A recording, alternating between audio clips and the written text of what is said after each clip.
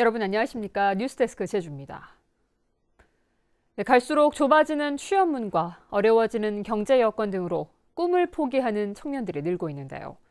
청년들이 가진 고민을 함께 나누고 새로운 희망을 찾는 행사가 열렸습니다. 김항석 기자의 보도입니다. 부푼 꿈을 안고 밝은 미래를 설계해야 할 대학생. 하지만 스펙 경쟁은 심해지고 취업문은 좁아지는 현실 속에 쌓였던 고민들을 가림막 뒤에서 진솔하게 털어놓습니다. 육지부에 있는 학생들이나 기업에 비해 정보를 알기가 너무 어렵고 취업 시장의 메커니즘은 되게 빠르게 변화하는데 이에 유연적으로 대처하기가 어렵다고 생각하고 현실은 녹록지 않아도 자신감을 가지고 취업에 얽매이지 말고 다양한 도전을 해보자는 제안은 새로운 꿈을 꾸게 만듭니다. 내가 먼저 나의 가치와 재능을 인정해 줄 때 내가 꼬리낼 점이 취업이 아니라 창업이 될 수도 있고 나의 어떤 사회적 활동이 될 수도 있는 거예요. 꿈패 소생술 해드림을 주제로 마련된 청년 박람회. 잃어버린 꿈을 다시 찾을 수 있도록 다양한 분야의 전문가 강연과 세대 공감 토크 콘서트, 직업 체험 프로그램 등으로 꾸며졌습니다. 모든 세대가 함께 풀어나갈 과제로 생각해서 그 과제들을 청년들과 모든 세대들이 함께 어우러져서 해결해 나가기 위한 그런 장으로 마련을 했습니다. 제주의 청년 실업률은 5.8%로 18년 만에 최고치를 기록한 가운데 제주도는 4개 대학교 총학생회와 청년 단체 등이 주관한 이번 행사는 내일까지 이어집니다. MBC 뉴스 김항섭입니다. 수기형 공론조사위원회에서 개설 불허를 권고한 녹지국제병원 허가 결정이 늦어지고 있습니다. 제주도는 최근 사업자인 녹지그룹에 공공병원 이용 등의 제안을 했고 녹지그룹은 이에 대한 답변 대신 빠른 시일 안에 개설 허가 여부를 결정해달라고 요청했습니다. 또한 이사장이 공석이어서 JDC와의 협의도 지지부진한 상태입니다. 제주도는 공론조사위원회의 권고대로 불허할 경우 소송에 대비하고 병원 활용 방안을 마련해야 하기 때문에 최종 결정을 미루고 있습니다. 서귀포경찰서는 주정차 단속 차량과 순찰차 등을 잇따라 들이받고 달아난 43살 이모 씨에 대해 특수공무집행 방해 등의 혐의로 구속영장을 신청할 계획입니다.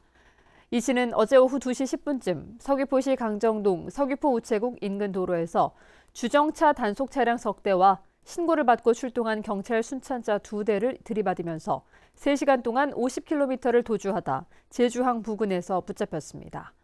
이 씨는 음주 상태는 아니었으며 평소 주정차 위반으로 단속된 데 불만을 품고 있었다고 진술한 것으로 알려졌습니다.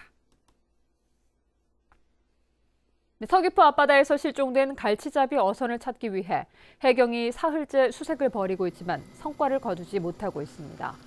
서귀포 해양경찰서는 헬기와 경비함정, 민간 구조선 등을 동원해 야간에도 조명탄을 쏘며 수색을 이어갔지만 실종 어선의 단서를 찾지 못했습니다. 선장 74살 김모 씨와 선원 1명이 탄 서귀포 선적의 어선은 그제 새벽 1시쯤 서귀포 남쪽 24km 해상에서 마지막 위치가 확인된 뒤 실종됐습니다. 융복합 문화예술 축제인 제7회 제주 프린지 페스티벌이 오늘 제주시 신산공원에서 개막해 내일까지 이어집니다. 제주 미니총이 주최하는 이번 행사는 경계 넘어 왕왕작작이란 주제로 음악과 무용, 연극 등의 다양한 무대 공연과 함께 미술품 전시와 판매, 북콘서트 등으로 꾸며집니다. 겨울철 대형 화재 예방을 위한 소방안전 종합대책이 추진됩니다. 제주도 소방안전본부는 내년 2월까지 전통시장 등 다중이용업소의 안전대책을 비롯해 소방장비와 소방용수 설비를 집중적으로 점검한다고 밝혔습니다. 한편 최근 5년 동안 제주에서 겨울철에만 204건의 화재가 발생해 14명이 숨지거나 다쳤고 17억 원의 재산 피해가 발생했습니다. 장애인 주차구역 위반 행위가 꾸준히 늘고 있습니다. 제주시에 따르면 올 들어 지난달 말까지 적발된 장애인 전용 주차구역 위반 행위는 4,585건으로 지난해 같은 기간에 비해 15% 증가했고 과태료 부과액은 4억 6천만 원에 이르고 있습니다. 또한 2016년 2,900여 건에 비해서는 60% 가까이 급증했습니다. 뉴스데스크 제주였습니다. 여러분 고맙습니다.